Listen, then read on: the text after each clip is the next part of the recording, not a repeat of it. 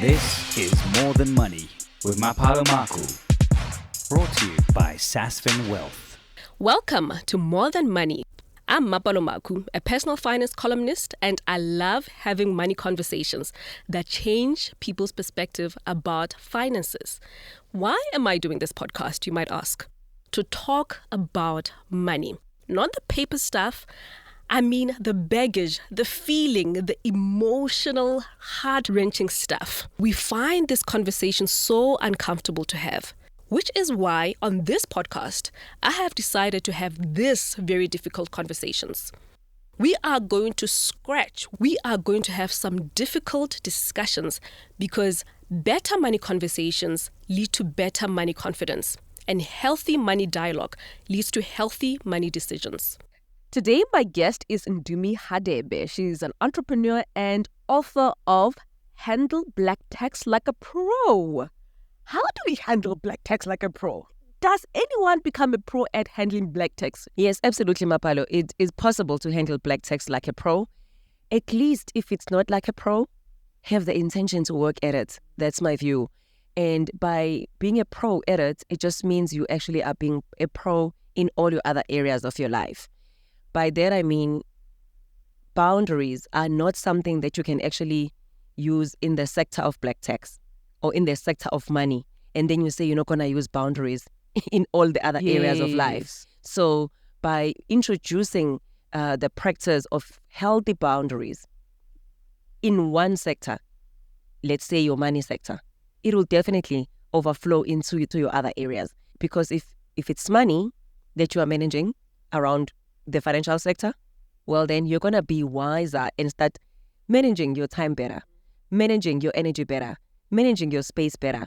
But the starting point being money in this particular case and being black tax, well, because all of us have money and most of us have black tax. Yes. Even before we get into the crux of the book, what motivated you to write specifically on black tax? I would say what motivated me to write on boundaries. That was the starting point.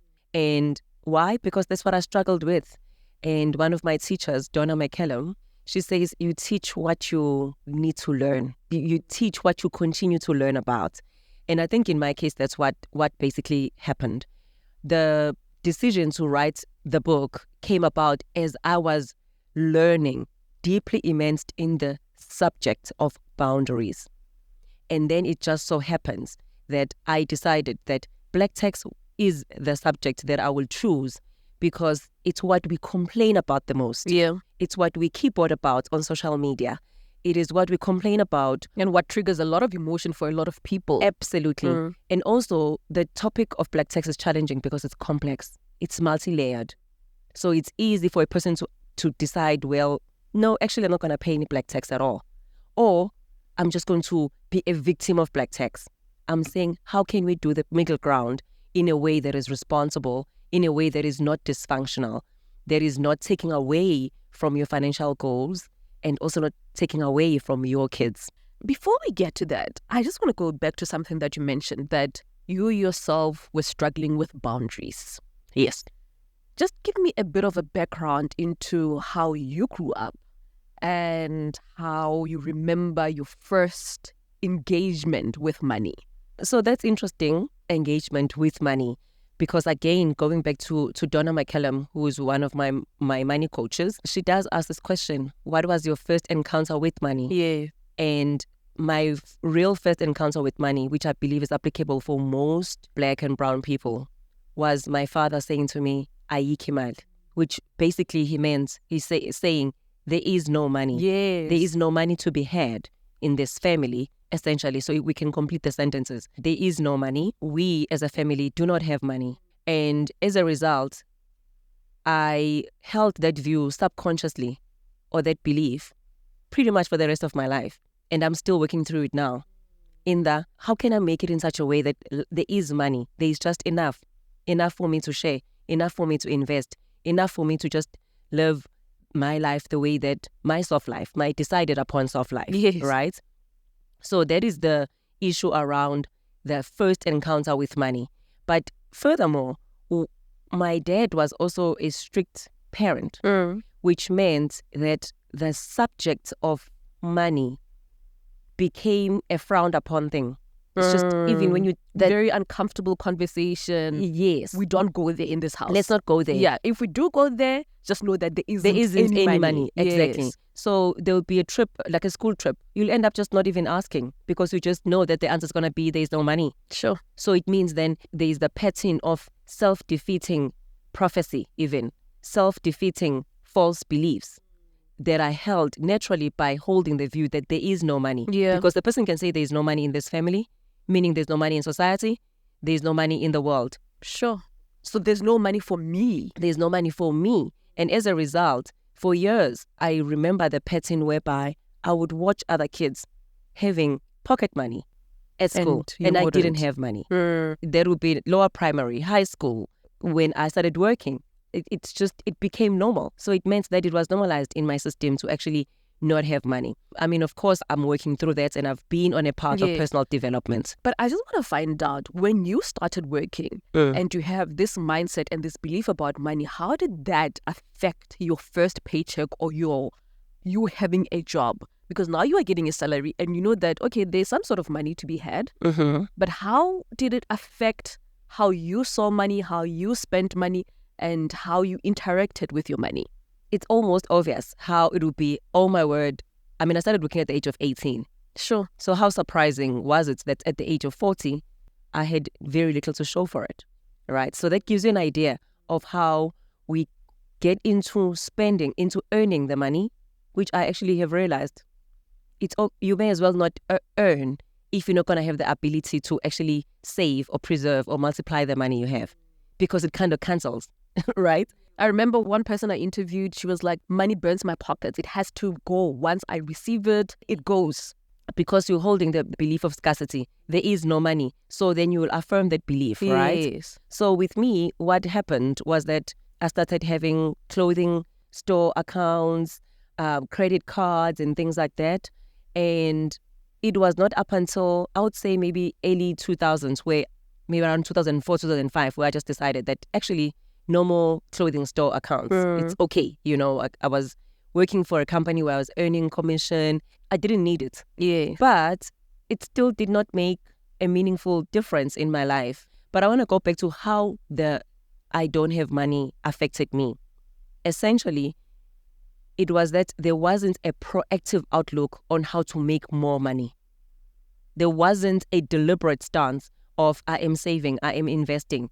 So if someone asked me for money, a cousin, a sibling, whoever, to just give it was just a natural progression. So I didn't hold myself accountable. And I didn't hold others accountable. Now that also involves time, money, and energy. And IP, right? Intellectual property. If I can just think of how many ideas I've shared with people, how many documents I've shared with people, and did not put a price tag because I lacked boundaries. Ah, I see. So it means I squandered my own wealth. It's not those people that took the documents. Yeah, you gave them freely away. Absolutely. Without putting a price to it. This is it. So what does that say about how we see ourselves? Because, you know, for me, this conversation is so interesting because I always say, yes, you can know that you need to save, invest, put away some money, you know the equation. Yeah. But I think largely how we manage our money depends on how we see ourselves. So remember at some point when personal branding was becoming a thing. Yes. And people will say, I'm a brand. And a lot of people will actually laugh at those people or frown upon them. Why does she think she's a brand? Yeah. I think that was better than thinking that you are nothing. Therefore, you are not worthy or you are not worth anything. Because if you're not putting a price on a thing that you've created, you are saying it's not worth anything. Absolutely. Because it comes from nothing. Ooh. You see? Yeah. So I'm not advocating for people to say, oh, I'm a brand aimlessly. But at least it means they are well on their way on packaging themselves. Yeah. Therefore, they want to put in something that will be meaningful, that will be sellable to someone else. Because we're all economists, right? Yeah. In fact, maybe not even us, but maybe perhaps God or the higher power. Why? Because we will always need the next person. Even the best surgeons in the world need surgeons. Yeah. They cannot operate on themselves. Yeah. Even a psychologist needs psychologists. How ironic is that? That they are not even likely to operate on their own children. So it's in the needing each other that enables us room to trade with each other. But you only put a price on the thing when you see that you are worthy of being prized. You see that there is something of value here. So the issue of money, the issue of boundaries, for me personally, I didn't see myself. I didn't see my worth. Sure. So I gave it away. Whether there was time, money, energy, or IP. The point is I did. How long did it take you to realize that, you know what, I actually do not think I'm worthy. I actually do not think I'm enough. And realize it in the different actions that you're taking either in your career or in your personal life. Why do you think you came to that realization? So that happened when I was 40. So as they say, life begins at 40, right? So I think on many levels, because start being comfortable with yourself. And there's something that kind of does like a reset, a truth reset. I know that some people, it may take longer and some people take younger. I've met some millennials that have reached that point at the age of 30, at the age of 25. You see it in the way they manage their relationships, the way they stand up to their bosses at work. And they stand up for themselves. Whether that's right or wrong, can debate another day. But the point is, their personal truth has become the guiding light for the direction in which they will take. So for me, it was when I looked at my life. I had what I call a look at the blank ceiling, because there was nothing there. But I was looking at it for a good 3-4 months, because I was like, now what? I had no business, no booming career, no thriving relationship or anything. So there I was, 40, having started working at 18, and I had nothing to show for it. Sure. And I needed to have a hard look at me and at the entire situation. How did I get here? What is this all about? How do I resolve it? And I saw a therapist. She also is like a Reiki homeopath practitioner, but she's a qualified psychologist. And with that, it just became so clear that boundaries were the reason, or lack of boundaries, were the reason why major sectors of my life were suffering, especially the money sector, especially the career sector.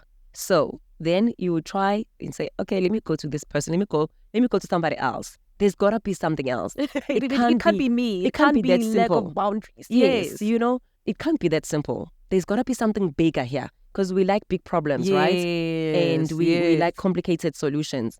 And I promise you, we kept on just coming back again and again and again to the issue of lack of boundaries. And the link with lack of boundaries is that when you lack boundaries, you see yourself as lesser than.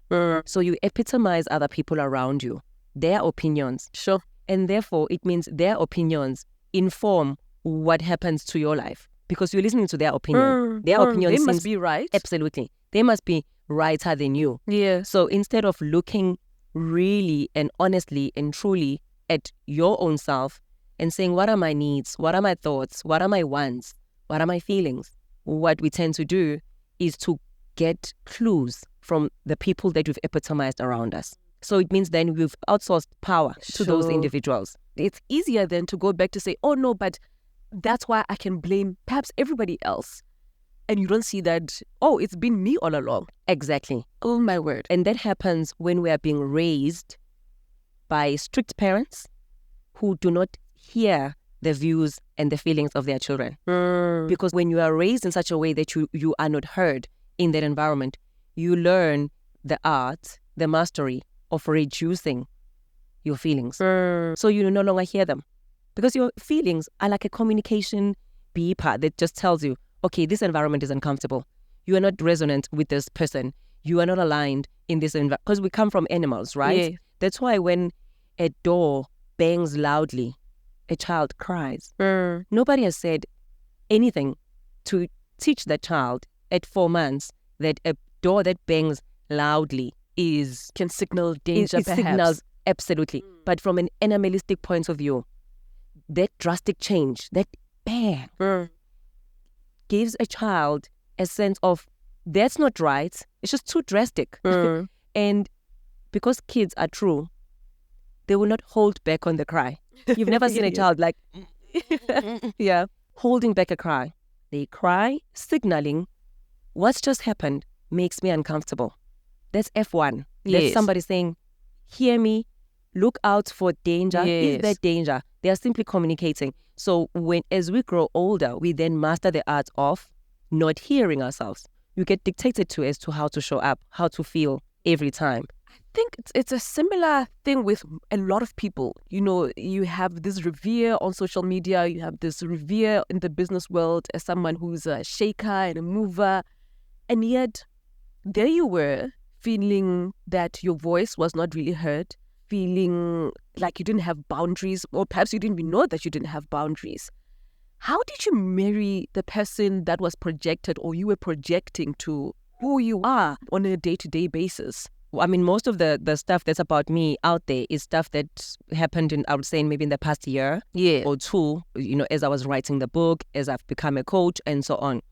But prior to that, there wasn't much really. That's how much hiding, in essence, I was doing. And hiding doesn't even mean that I was hiding from anybody specifically. I was just playing small. So I like it when Vusithi Mbekwayo outlines the difference between someone that is self-employed and someone that is an entrepreneur. So you can largely say that since 2010, I started being self-employed then, I've been largely someone that has been self-employed. So yes, at some point I had a team and so on, but I wouldn't call myself like now a global entrepreneur or anything of the sort. But even with that, with the networks that I have, with the skills that I have over the 20 years, with the talents that I have, the opportunity cost of not doing it sooner, the opportunity cost of playing small is revolving around the issue of not knowing the self, not owning the self, not owning your past. So it's not like maybe there was a case in point whereby I am someone else on social media and I'm someone else in my private life. I am the individual that's always been a truth seeker, that's always been passionate about personal development. But the journey of boundaries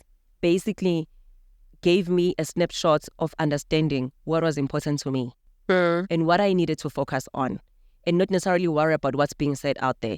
So that's why the things that will be out there in the media are primarily around my work, around the boundaries. book, around boundaries, around black text. Because, I mean, I think I maybe have had 1 or 2 articles that are talking about me, but my job is advocacy. My purpose is I am fearless, is for us to own who we are and for us to have courage to be what we are born to do. That's what I believe I came here to do on earth. And I know that people cannot do that without boundaries. Absolutely. So hence the advocacy, right?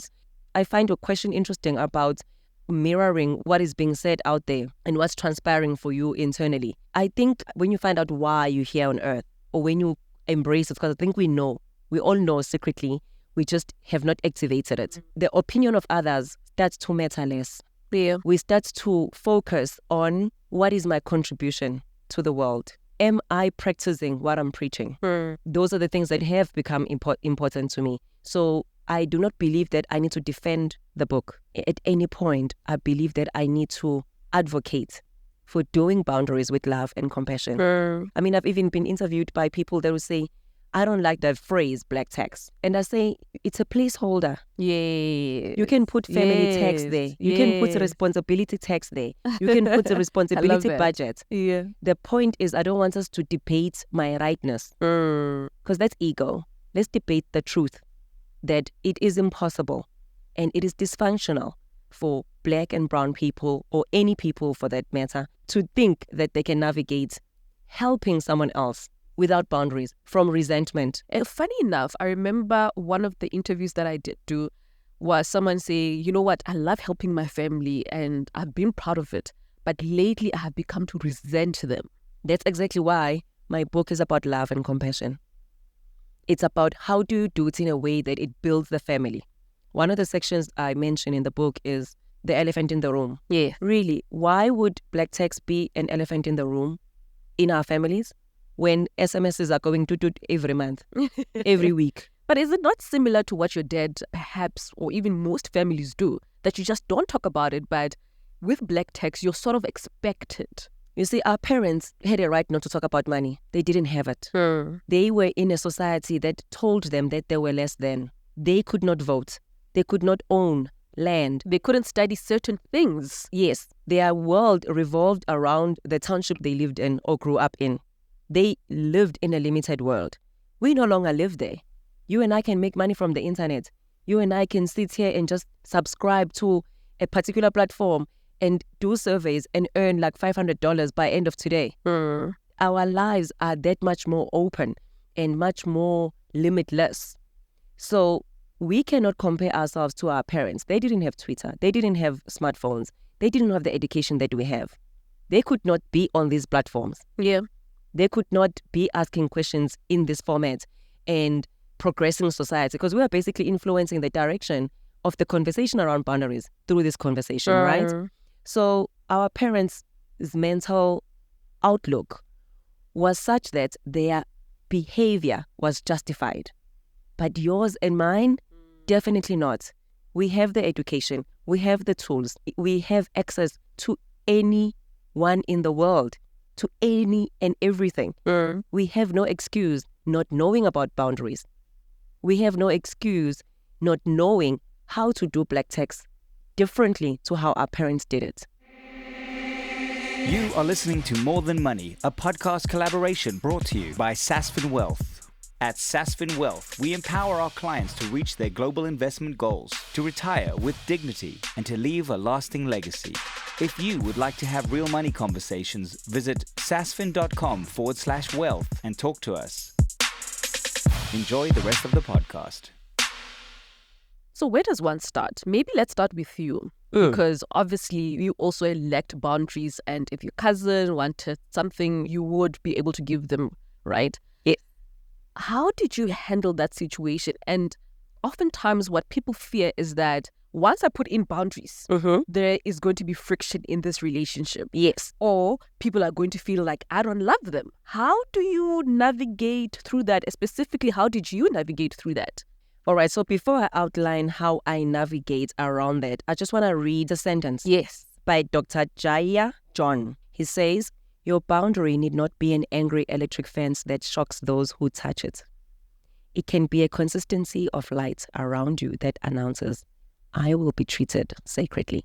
So boundaries need not be war, need not be an explosion of confrontation for the family. It is about you owning your truth and saying, Mommy, it's been 15 years that I've been working. And I realized that in the 15 years, all I've accumulated is debt. I have no savings. I have no investments. This is concerning for me and this family. Going forward, I would like to allocate only this amount towards black tax so that I am able to redirect some of the funds towards my debt or towards saving. So did you hear how I'm not blaming anyone? I am not accusing anyone. I am not fighting with anyone. And that statement was more of a self-reflection on your part. Thank you. Accountability. Yes. So the reason why most people think addressing black tax will be difficult is because their approach would be to blame someone else, will be to blame those who came before them, will be to blame the other siblings. But here's the thing that you get to discover in the last chapter of the book, Boundaries with the Self. Ultimately, nobody forces you to do black tax. All the black tax that you've done, you agreed. What about the guilt? Even when you know that you are in financial trouble, you continue just because of guilt and thinking to yourself, if it wasn't for these people, I would have not finished my university, I would have not finished my postgrad. I might be a bit long-winded in answering this question of guilt because there is actually a section where you speak specifically about success guilt. Yes. Right? The starting point is, what does this family want? Do we want financial freedom in this family? Yes or no? Absolutely, we do. Absolutely. So the assumption is that we all want financial freedom. Do we want a legacy that will say your children's children will still be benefiting from your work? Absolutely. Absolutely. So if then what we want is legacy, a multi-generational legacy, is financial freedom for you and your kids, then the guilt you should be feeling should be directed towards you spending money irresponsibly. You getting a credit card to fund black tax or getting a loan to renovate your mother's house somewhere in Ndwedwe. Yeah. A house that will never accrue in value. A house that will never be sold, will never be resold. We don't do that typically, right? Yes. As black people. Yes. So if you are to feel guilty, people must feel guilty for leaving their children with nothing, for leaving their children with debt. You are hurting people right now. I'm gonna hurt you strong. Why? Because the truth is the truth. Yeah. By no means am I saying that me and my family have figured this out. Yeah. But we've had the uncomfortable discussions. We have the room and space to say no with love and compassion. Because no doesn't mean I do not like you. In fact, we were just speaking about Eusebius Makaiza, and one of his big things used to be, we can chew and walk at the same time. I can say no and love you at the same time. Still love you at the same time. Absolutely. And I mean, most of the time, that's what you do with your kids. There are things that they might want, but you have to tell them that thing is not good for you. It doesn't mean I don't love my child anymore. Absolutely. I'll give another example because I have examples this morning. Yes. Another person said to me, Mapalo, I had just started working and I was looking at my finances and I was looking at my life, thinking to myself, you know what, I want to go in the right direction. I want to manage my finances well. So instead of buying a car, because I used to live very close to work, I bought a flat instead. And, I was managing my finances well. I didn't have any credit card, no clothing accounts, none of that. Then the parent said, this is the last time that you come here and you do not have a car. Because remember, a car perhaps is something that you can show to your friends and other family members to say, my son has succeeded. And the dad straight up told him that you will not come here one more year. And now you're using taxis from the airport, or we have to ask someone to come and get you. Because the father didn't see what he was building. He had a little portfolio that was growing, that he was really prudent with. He had a flat that, he was paying extra towards. But for him, his dad was saying, you're not successful. I would like to encourage people to think deeply about what's important to them as individuals. First, understanding their needs, their wants, their thoughts and feelings. But generally just saying, what is my personal truth? What do I want to believe? And then you define what success looks like for you. Once you've done that, it doesn't matter what other people are doing. You basically stick with your plan in saying, okay, for me, success looks like this. It looks like I must be financially free. So in 2017, through Donna McCallum's teachings, I closed off all credit cards. And that was challenging for me because I was self-employed. The temptation to go back to loans was there. But I knew that the clothes on my back do not define success for me. The car I'm driving does not define. For me, success is simple. Am I aware of what my purpose is?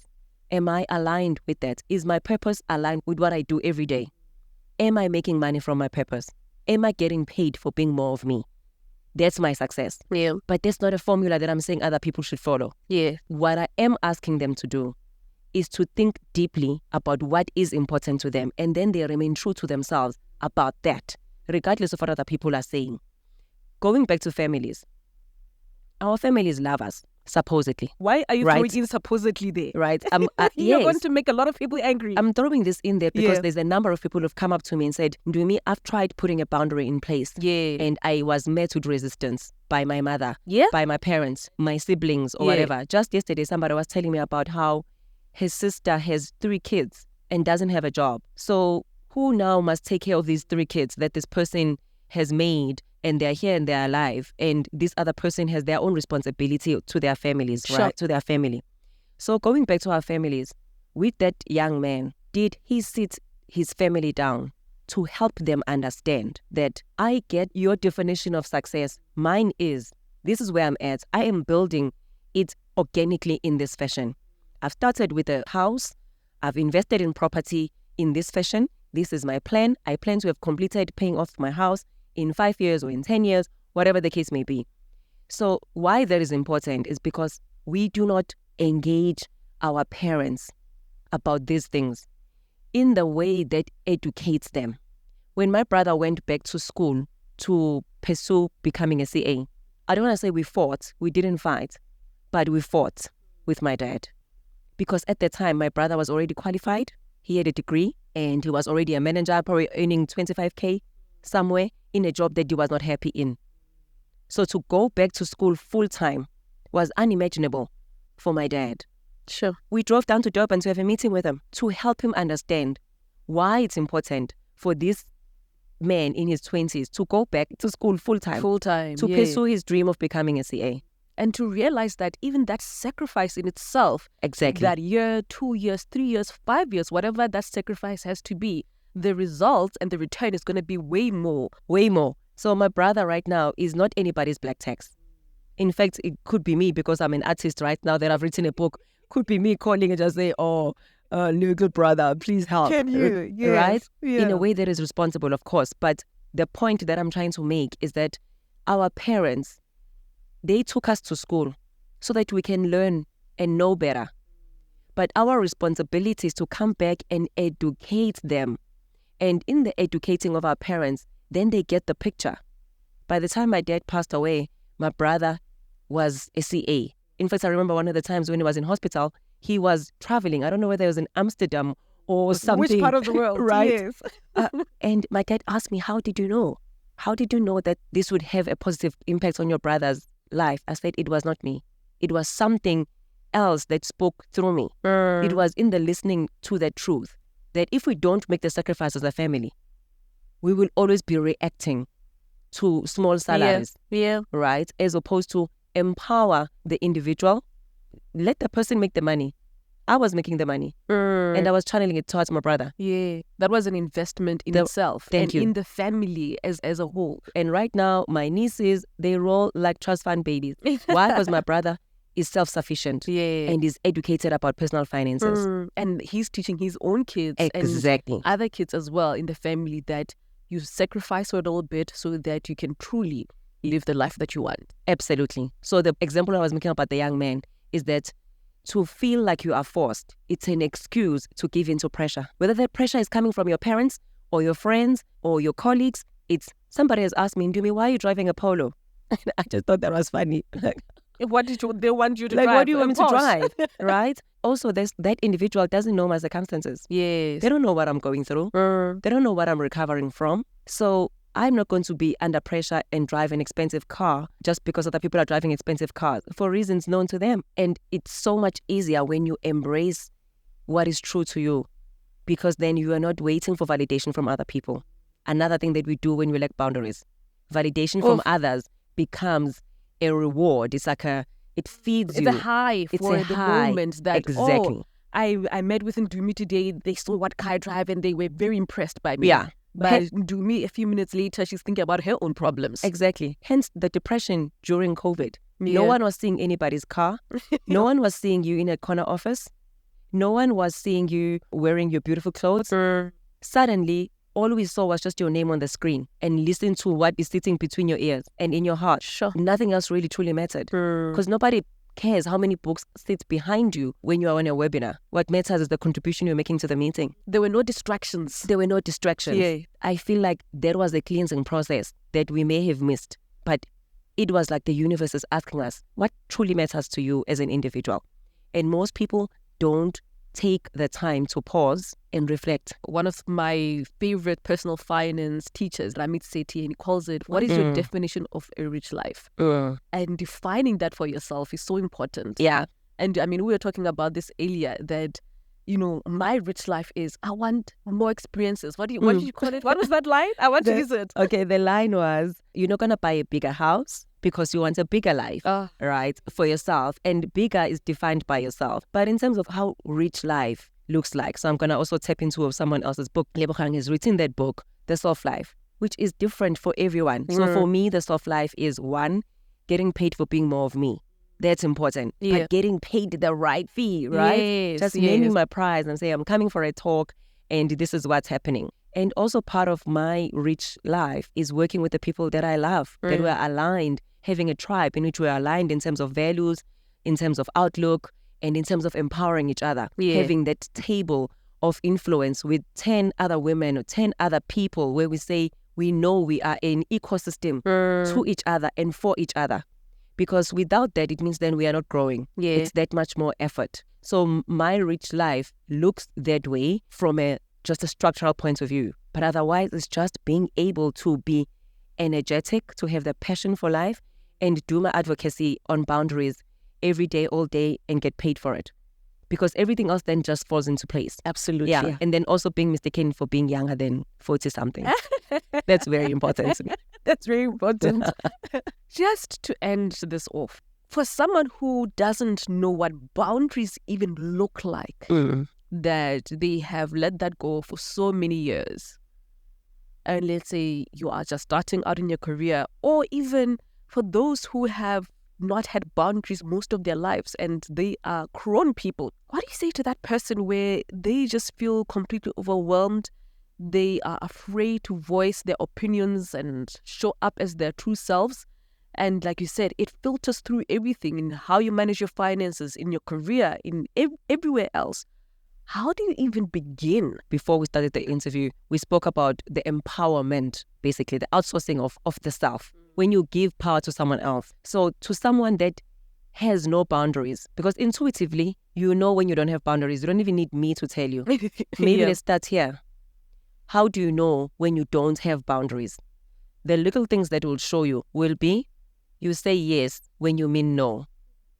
You say no when you mean yes. When you've said no, meaning no, you feel guilty about it. So you remember the guilt that we were talking about comes from lack of boundaries, right?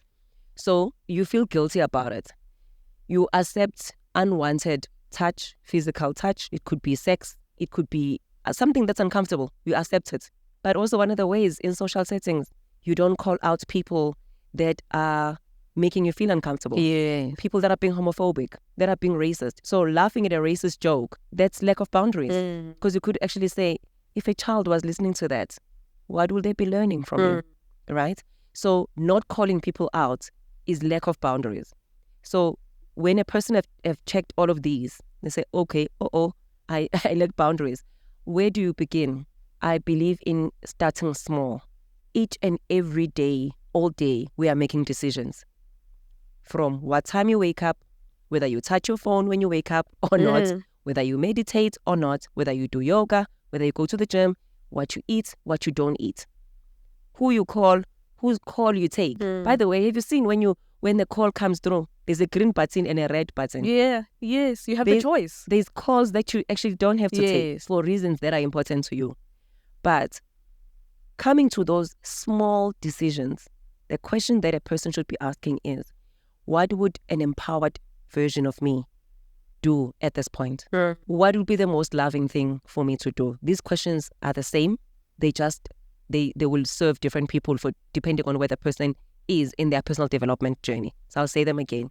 What would an empowered version of me do in this situation? What would be the most loving thing for me to do right now? And with that, every day, slowly but surely, then an individual starts building up that boundary muscle. And it's a muscle that can be built. Absolutely. I think that's the most important message also. Absolutely. And it can be built over time. Now, what people want to do is they want to swing from, I have these terrible habits of lack of boundaries and black text, to just sending a text to your family. Hey, leave me alone from now on. That is just as an extreme end. It's even harsh to the individual doing it. It's harmful. So nobody is winning. Whilst when you progressively journey in it with yourself, that's why did you notice that I didn't mention other people in this example? Because it starts with you. So people want to have mastered boundaries towards other people, and yet the little things and the little promises they make to themselves, they don't keep. So there's another important gauge of whether you have healthy boundaries or not. If you just assess or identify the number of promises you break to yourself, and that just tells you how much you value or do not value yourself, essentially. What if you have been trying them to build boundaries bit by bit, but you keep on breaking some promises to yourself? How do you remediate that, if you can call it that? So I think here then I'm going to be biased. I'm going to advocate for coaching. Not because I'm a coach. I'm going to advocate for coaching because people that are listening to this podcast admire people out there in the world. Soccer players, singers, stage actors, etc. Those people, all of them, have coaches in their respective areas of their lives. That is why they are successful. That is why they start things and produce results. Yes. So, if there is a struggle with self-management, there is nothing wrong, there is nothing incompetent, there is nothing shameful about identifying a coach that complements you and ask them to set you on a path to identify what is it about you that thinks you are not worthy of the promises that you make to yourself. And why that becomes important to have somebody else is because if you are in the frame, you are looking outward. You are not looking inward. Right. Yes. So that is why I said even a surgeon needs a surgeon for them to be operated on. So even coaches need coaches, because coaching will basically give you a mirror of what is going on, of the blind spots. It's blind. You are not seeing it. And that's okay. There's things that I see that you will see. There's things that you don't see that I can see or will be able to see. And that doesn't mean that you are right or wrong. It means you are as I am. But we can be reflections of each for other. each other. You know what I mean? So people want to struggle alone in the, I'm going to get this right on my own. I'm going to fix it. I'm going to fix me on my own. I'm going to heal me on my own. No.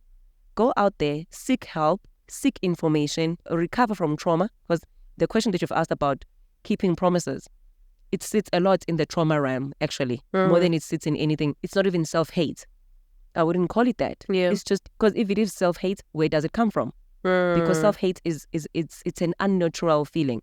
And I feel like just that alone can have a whole new conversation about trauma and how it seeps through every single area of our life, including money. Including money, and more so money, because society has made people see money as an identity. Yes. So when we cannot separate, then there is this confusion, so to speak.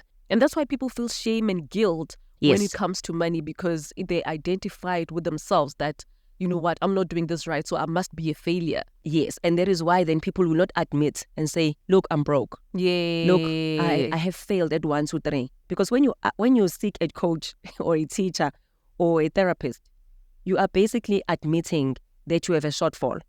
And most of us do, isn't it? Most of us do. And it is okay. It is natural to need other people. It is natural. There's no way that you can ever know everything. There's no way that you can ever really be competent at everything. That will be a lot for you as an individual. So it is okay. So I'm not good with numbers, but my brother is, right? I'm good with words, perhaps. I can write, I can speak, but there's nothing wrong with me reaching out to you and saying, Mapalo, I need assistance with this area in my life. And part of it is that I must also affirm that you know things that I don't know. So do you see that when a person feels shame to admit something that they don't know, or that something could be wrong about their situation, the opposite of it, or right next to it, is also inability to acknowledge that there are others who know, who could help, right? So people that don't seek help sit in this turmoil, umsindo, the noise that we spoke about earlier. But if I ask Mapalo, I'm affirming her as able, affirming her as amazing. But what's wrong with that? So if I have a problem with affirming you, I need to look into me. Something's wrong with me in the not wanting to affirm you, essentially. Thank you so much for your mind. Thank you so much for just being yourself. And thank you for writing this book. And I know it's going to help so many people. Thank you. Thank you for the invitation, and thank you for this conversation. It's awesome. This was a Sasfin Wealth podcast. Visit sasfin.com/wealth for more information.